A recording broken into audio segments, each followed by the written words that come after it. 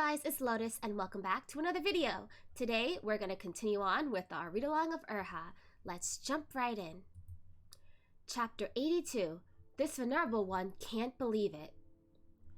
Outside the Fragrance Inn of Rainbell Isle stood the willowy innkeeper, all dressed up with pearl bracelets jingling on her wrists as she leaned against the door, eating snake gall fried melon seeds. Most people end up staying at her place whenever Xuanyuan Pavilion holds an auction, since she was clever on top of being pretty. A flicker of those beautiful eyes and she could easily guess what it was her guests wanted. It was just past noon, and the sun beamed brightly from overhead. The innkeeper spit out some melon seed shells, thinking that the auction would be over in another 2 hours or so.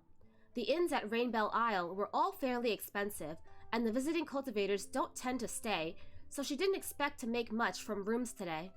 But that's alright, these cultivators, vigilantes, and whatnot still have to eat before leaving, and she fully intended to squeeze them for dinner. She flicked some bits of fruit peel off her skirt, then turned to yell toward the waiter inside. "Erfu, wipe the tables and chairs down again, and fetch a basket of the melon seeds I fried. Put a plate on every table. Gotta get ready for our guests tonight." "Alrighty, boss, right away." The waiter jogged off. Done bathing in the sun and snacking on melon seeds, the innkeeper grinned contentedly and was just about to head inside to supervise the work when she suddenly noticed a black-white silhouette at the end of the road and approaching fast. Once close, she saw that it was a handsome cultivator dressed in black and holding someone in his arms. Just as he burst into her inn at full tilt in a burning panic. "A room! Room! Room! Room!" ... Maybe because of how suddenly he had bust in and how strangely he was acting, but the waiter only stared at him in bewilderment with his mouth hanging open. Moran roared angrily, "I said I want a room! What are you, deaf? Where's your boss?" "Ayo, Xianjun." The voice of a young woman sounded from behind him, a little simpering and a lot apologetic. Hard to be mad at a voice like that. Moran turned around and came face to face with the innkeeper's agreeable smile. "My apologies for the wait. He's new. I am the innkeeper. Please feel free to come to me if you need anything." With his dark, handsome eyebrows raised, Moran hurriedly repeated, "Give me a room!" The innkeeper looked him over quickly and discreetly. He was wearing a cloak, so probably an attendant at the Xuanyuan auction, but the hood had fallen off in his haste to reveal his handsome face that yet had a trace of the tenderness of youth. But that wasn't important. What was important was the brocade pouch embroidered with a giant tortoise that was tied around his wrist. It was a Qiankun pouch from Xuanyuan Pavilion, specifically gifted to its patrons to carry purchased goods in. He has money. The innkeeper's eyes gleamed. Lots of money. She turned at the person in his arms next. He was covered in a cloak and his face was turned inward, so she couldn't see what he looked like, but the innkeeper's eyes were sharp as a hawk's, sweeping quickly over those snow-white robes made of high-quality silk before zoning in on that hand peeking out from the wide opening of a sleeve. Long and slender, porcelain-fine skin, delicate fingertips, and shapely joints. A beauty.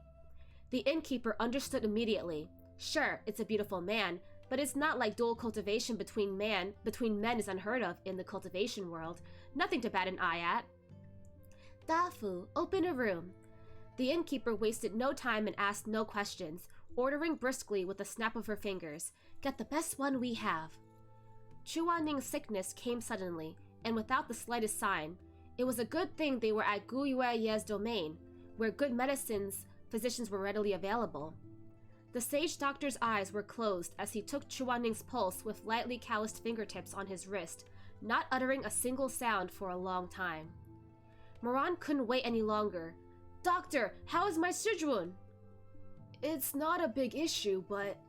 Moran seriously couldn't stand people that talked in circles and beat around the bush like this. He pressed, eyes wide. "But what?" "But it's quite strange. Your master's cultivation is remarkable, achieved by few in this world. Yet my careful examination just now revealed that his spiritual core is exceedingly fragile, even more so than that of a fledgling cultivator." If cultivation is water, then the spiritual core is the vessel holding the water. One's spiritual core is inborn, while cultivation is built up slowly over time. It's easier for someone with an innately powerful core to cultivate, but once one's cultivation reaches a certain point, it would begin to bolster the spiritual core. So generally speaking, the cultivation and the core are interdependent and complementary. An eminent zhongshi like Chuaning would certainly have an extremely robust core, so physicians don't generally bother to check when taking his pulse. Moran was shocked. How was that possible? I thought the same, but I checked time and again, and it was the same every time. My Shizun's spiritual core is weaker than a fledgling cultivator's? How could that be? There's no way! Could you please take another look? Maybe there was a mistake somewhere? I have always been most cautious in my practice, and have never said anything I am not absolutely certain of. If the young Xianjun doesn't believe me, then feel free to get a second opinion on his core. It will be the same. Moran was stunned. The doctor continued, precisely because your master's spiritual core is so fragile, and he appears to have received communion from a powerful weapon just now, one that has some sort of resonance with him, yet does not belong to him, so he suffered rebound as a result, and then lost consciousness because his core could not take it. I will prescribe some medicinal decoctions. Have him take it and get plenty of rest. He will be fine. Moran saw the doctor off and came back to sit by Chuaning's bed with his cheek propped up in one hand, watching him in a daze. Oh, did Chuaning get a rebound recoil reaction from Bugui, right? Moran's sword from his previous lifetime? A weak core? How is that even possible? But the old man just now couldn't possibly have known what happened at Xuanyuan Pavilion, yet correctly surmised that Chuaning had encountered a powerful weapon earlier, so he likely wasn't spouting nonsense. And also, that Bugui, Moran had only just released a tiny bit of spiritual energy at Xuanyuan Pavilion earlier when Chuaning collapsed all of a sudden, so he didn't get a chance to see if that long blade was indeed his holy weapon from the past life. But if so, then why would Bugui resonate with Chuaning and cause a rebound? He stared at Chuaning, spacing out while his thoughts tied themselves into a big knot. He didn't know how long had passed when Chuaning's brows started scrunching up, his eyelashes quivering like he's having another nightmare. He had no idea what compelled him to, but Moran reached out and gently smoothed out his brows. Shizun. ...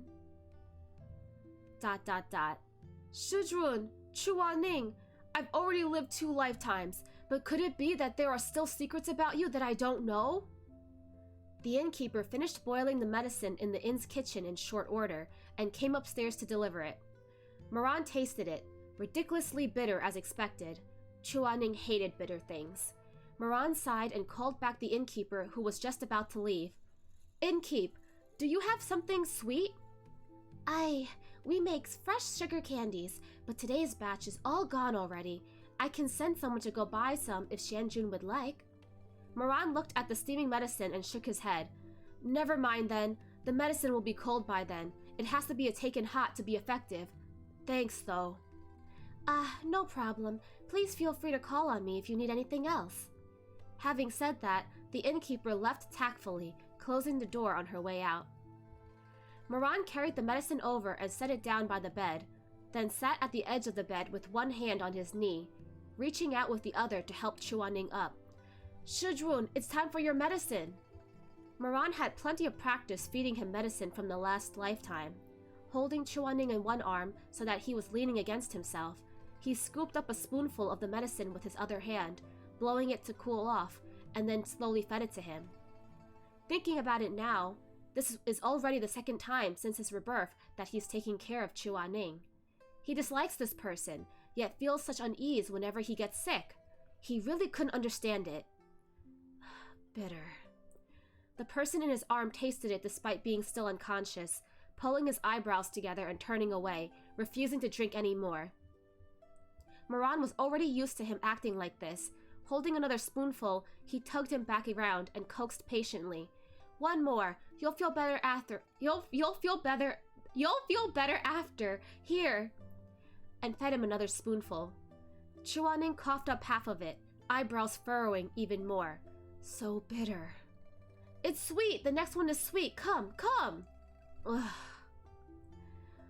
The next one, promise. It's unbelievably sweet. This venerable one has people got out and find the sweetest syrup in all the land. Moran was so distracted coaxing Chuaning into drinking the medicine that he forgot himself for a moment, absent-mindedly running his mouth on words from the past life. It's delicious. You'll regret it if you don't open up. Just like that, he managed to sweet-talk Chuaning into drinking the whole bowl. Moran let out a breath after the last spoonful, and was just about to get up and tidy things up, when there was a sudden flash of white, and a slap landed soundly on his cheek before he could even react. You liar!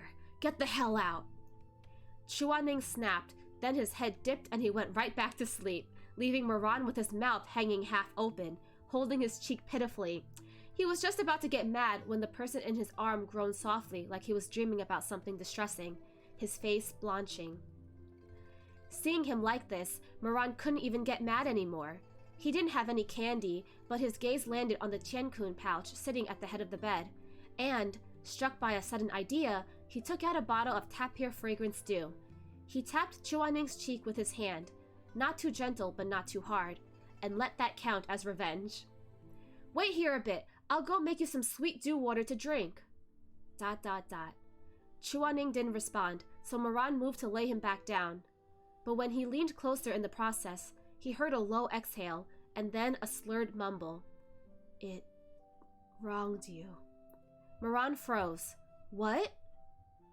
Chuaning's eyes were tightly closed, his eyelashes trembling incessantly as if going through something excruciating, the blood draining from his face bit by bit.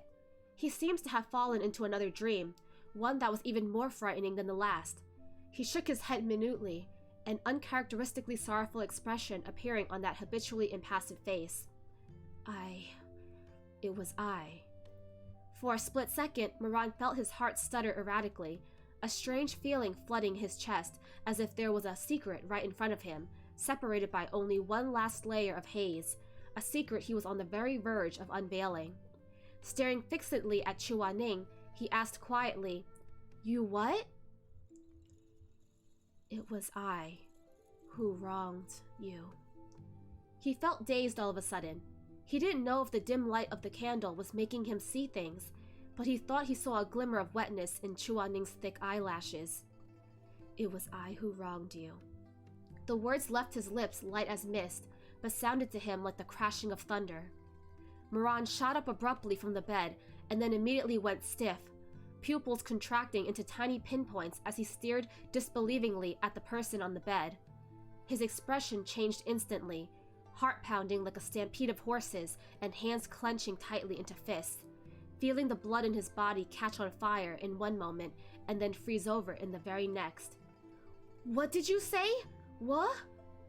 After a moment of being frozen in shock, Moran suddenly seized Chuaning by the throat, his eyes flashing with danger, the guise of ghoulish naivety that he had worn since rebirth vanishing into thin air. Chuaning, what did you just say? Say it again! Say it again! It was I who wronged you.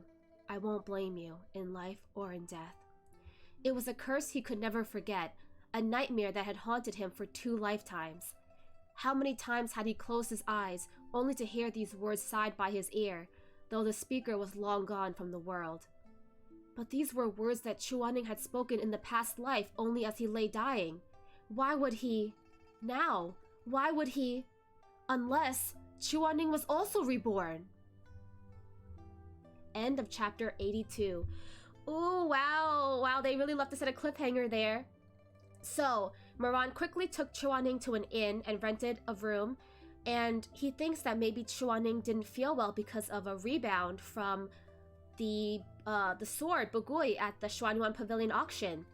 But he's surprised to find out that Chuaning has a very fragile core, which is concerning considering how powerful Chuaning's cultivation is. So he's not sure why his core is so weak.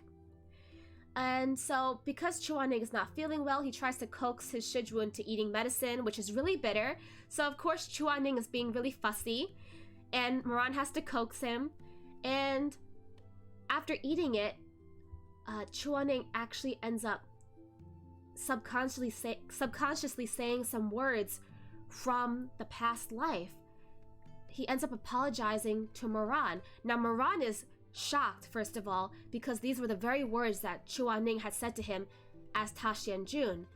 But if that's the case, has Chuaning also been reborn from the past life? Is he the same Shizun? Does Chuaning have memories that's been locked and that he's slowly remembering things? Or is it just a coincidence? Because as we know, Chuaning is also having dreams from the past life. So maybe he also got reborn, but his memories have been sealed and it's slowly unlocking. Okay, let's continue. Chapter 83, This Venerable One Wants You. The unhinged thought made Moran see red. Reason had left him, and he shook uncontrollably as his hand tightened around Chuaning's throat, pressing for a response in a low-pitched roar. If he says the rest of it, if he says, in life or in death, then definitely. A stifled groan sounded by his ear. Chuaning couldn't breathe, and his face flushed from the lack of air as his struggles grew weaker. Moran stilled, madness and clarity chasing one another across his red-tinged, wide-opened eyes before he abruptly snapped out of it and hastily let go. Chuaning slumped heavily back onto the bed, the 5 stripes of finger-shaped bruises stark against his neck gradually calling Moran back to his senses. He opened his mouth, wanting to call Shizun, but it wouldn't come out. He tried to say Chuaning, but his voice failed him there too, until finally, hesitantly, he uttered hoarsely, "You."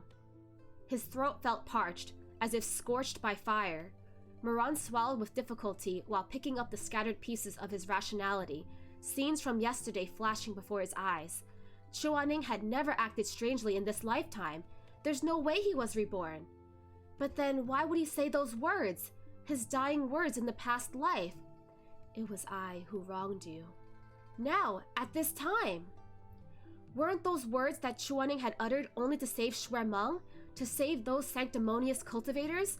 Empty words that he had said only because he had no other choice? He had never believed, never wanted to believe, that Chuaning would genuinely admit his wrongs to him. That he would actually say something softly compassionate to him. No matter what, Chuaning was definitely lying to him. He definitely detested him. No matter what, this Shizun of his had always looked down on him, had never treated him with sincerity. He didn't regret killing him at all. He didn't regret. Moran turned away, slowly closing his eyes. He didn't want to stay here even a single second longer. What did it matter to him if Chuaning lives or dies? He turned to leave. He wanted to leave. But his feet refused to move. It was I who wronged you. In his memories, that cold, handsome face, covered in blood as it was, had looked gentle in the very end. At the edge of Kunlun's heavenly lake, that person, lying in a pool of blood, had slowly lifted a hand and poked his forehead. His fingers were already ice cold, yet there was warmth in those phoenix eyes. But Moran had been sure, back then, that he was only seeing things. I won't blame you, in life or in death. Chuaning had whispered, even as a trail of blood dripped slowly from his eyes. Moran. The person on the bed murmured in his dream, just 2 quiet syllables, and the person being called began to tremble all over. By the time he realized what was happening, Moran was already standing at the side of the bed, one hand braced against the headboard as he leaned over Chuaning, staring fixedly at his pale face. Those thin, lightly colored lips opened slightly in another utterance. Moran. Closing his eyes, Moran drew his brows tightly together as his fingers dug into the cold, hard surface of the quince wood, as if trying hard to restrain something. But he couldn't in the end, and it came out in a raw whisper. Chuaning, did you mean it? Everything that you said, did you mean it at all? His chest hurt so much it felt like it might burst. Since there's no way Chuaning was also reborn, then for him to say these words now, it must mean that, at this point in time, he already feels remorse in his heart that he hadn't treated him right. Did he mean it? Chuaning was only talking in his sleep. Of course he wouldn't answer. But still, Moran waited wishfully for one. ... He waited with his eyes closed for a long time, but there was only silence. Moran sighed quietly and reluctantly opened his eyes. only to be met unexpectedly by a pair of hazy phoenix eyes, half-lidded between wakefulness and slumber. He didn't know when Chuaning had opened his eyes, but it was clear from his face that he wasn't truly awake and aware, and it was only a momentary stirring between bouts of torment. That pair of eyes the color of the night sky were vacant and glazed, as if they held eternity within. Yuheng of the night sky was always piercing as lightning. He rarely ever looked so dazed. Without those habitual sharp edges of his, the person lying there looked so unexpectedly beautiful, the corners of his eyes tinged with a faint redness, looking at him so unguardedly. Moran felt a violent tremor in his heart and a tightness in his throat. Voice low, he murmured, "You." He looked much too like the way he had when they made love in the past life. Something stirred inside Moran, and for a moment he felt as if he was still at Wushan Palace, and Chuaning was his prisoner, his personal plaything. The thought made his mouth feel dry and his breaths grow heavy. "I can't. I don't like him. Don't touch him anymore. The sins of the bygone life are already in the past. In this life, we're nothing more than master and disciple." And so, Moran stayed as he was, looking down at Chuaning with one hand braced against the headboard, holding himself back from crossing that line. His hair pulled over his shoulder from where it was tied back in a ponytail, the tips brushing against the pillow. Chuaning lay there fully dressed with his long hair spread loosely about him. His expression was dazed and insensate at first, and some time passed before Moran's reflection slowly appeared in his eyes. Chuaning hesitated, and then, as if still caught in the clutches of the nightmare, unable to discern the when and the where, he reached out slowly with a hand, paused in midair for a moment, and at last touched Moran's brow. "It was I who wronged you." He spoke the words with an uncharacteristic gentleness, the way he had in the past life.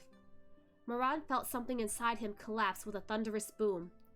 Blood boiling and head feverish, all the sense and rationality he had worked so hard to retrieve fell apart in a mere instant. Without even thinking about any of it, he had already given in to that familiar desire, leaning down and ravenously capturing those slightly parted lips in his own. Instantly, the past came crashing back like a wave, melting away the surroundings like snow and frost. He felt as if he was back at Wushan Palace, amidst silky red satin, illuminated by the light of candles gilded with dragon and phoenix, and, beneath the red draperies, this person was struggling and spitting curses, panting and humiliated, yet unable to get away, helpless against his unyielding grip. The noise that Chuaning let out between the slide of warm wetness drove Moran mad. Wow, okay. All that about not liking him, hating him, and not touching him again, all of it vaporized into thin air. Moran felt as if he hadn't yet died, that the lightly trembling body beneath his still belonged to him.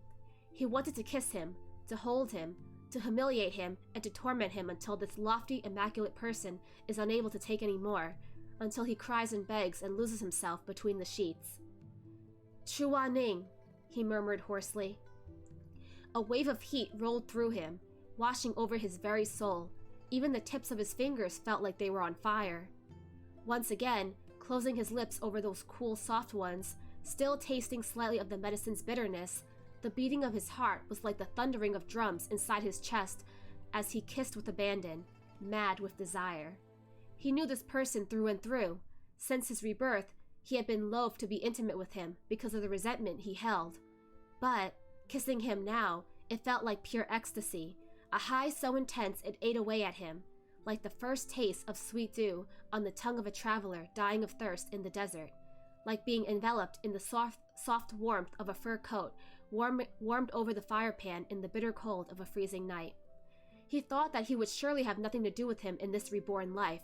He hadn't expected to lose to his desires in the end, to be driven out of control by just a few words from him, to be kissing him like this. If not for the fact that he just couldn't get Chuaning's robes open and got pricked by something falling out of his robes while trying, he might have given in and taken his Shizun right then and there without any thought. Consequences be damned. Clang. Something metallic pricked Moran's finger and fell on the bed, rolling a little before coming to a stop. Moran was far too turned on to mind the scratch, only throwing an irritated glare at the object before turning back to Chuan-Ning's ridiculous robes. It was one thing when he kept his distance and didn't touch, but now that he was on top of him, the feelings from his past life came rushing back, and just the thought of how Chuan-Ning's smooth, narrow waist had felt under his hands made him feel unbearably hot and heavy. But Chuan-Ning's silken white robes were impossible to get off, almost like they were enchanted with some kind of spell. Moran cursed under his breath and slammed his fist against the headboard before resentfully climbing off the bed to go fetch his blade to make short work of that thrice-wrapped belt sash. As he was sitting up, he saw that metallic object out from the corner of his eyes. He didn't pay attention to it. He didn't pay any mind to it at first, but then a bolt of clarity flashed suddenly through his arousal-addled mind. He stilled. Then his head snapped around to look at that thing again. It was a golden hair clasp, vibrantly colorful and decorated with orchids and butterflies. The very same one that he had bought for Xianxia at the Peach Blossom Springs after days of saving up his feathers. He had personally pinned it to Xianxia's ponytail to cheer up his sullen little shidi, saying, "Little kids should wear lively colors like gold and red." Moran picked up the hair clasp, feeling like he had been doused in cold water, staring at it in a stupor. Hang on, what does this mean? Why would Chuan-Ning have something that he gave to Xianxia? Could it be? A frightening thought appeared on Moran's mind. He turned around slowly, and his gaze, still dark with desire, landed on Chuan-Ning. His Shizun had passed out again. Moran stared at his face, looking at those lips reddened from his kisses, and his heart skipped a few beats. No way, absolutely not. He must be out of his mind. Was Chuan-Ning not just messing with him? Is Xianxia seriously Chuan-Ning's son? Moran shuddered at the thought, feeling like his head was about to explode. Author's notes. Wei Yu, raising his hand. Can't have a home run? I protest. Chuan-Ning, protest ineffective. Keep dreaming. Xuemeng, protest ineffective. Keep dreaming. Meatbun, protest ineffective. Keep dreaming. Jinjiang administrator, protest ineffective. Keep dreaming your impossible dreams. Pretty much everyone is saying that, Moran, no segs for you today. So, to recap chapter 83, Moran is totally confused. He's thinking, has Chuan-Ning been reborn? But then he can't really be sure about it. And then after looking at Chuan-Ning and seeing him in a haze, he starts to get a little hot and heavy. He starts to get a little aroused, you know? Our dumb Husky starts to be feeling some things. And he can't help himself. And he thinks that, does Chuan-Ning actually feel sorry towards me? If that's the case, then I may be more attracted to him than I thought. And he decides to steal some kisses, and he gets really aggressive too, like, Moran, no, not when your Shizun isn't awake. But he ends up getting cock-blocked by Shizun's sash. And then also, Xianxia's hair accessory that Moran had bought for him had tumbled out of Shizun's robes. So, honestly, you would think that Moran would put it together. He would put two and two together and realize that, oh my gosh, was Chuan-Ning actually masquerading as Xianxia? But no. Instead, Moran is like, does Chuan-Ning have Xianxia's hair accessory because Chuan-Ning is Xianxia's father?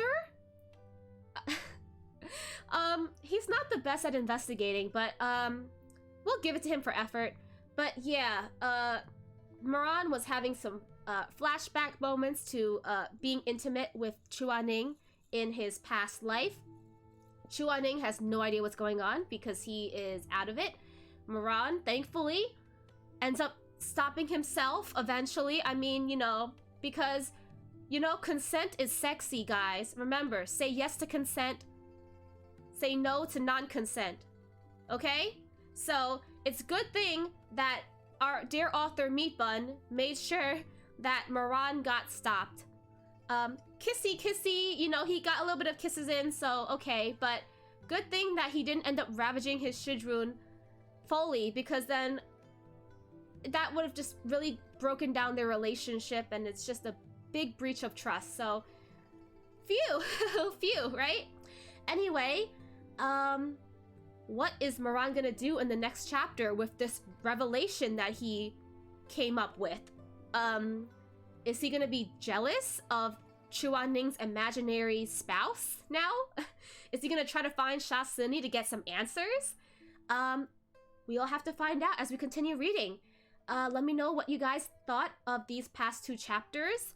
We're learning a lot more about Moran's feelings towards Chuan-Ning and what he did to Chuan-Ning in his past life, poor Shizun. But other than that, I will see you guys next time. Bye-bye!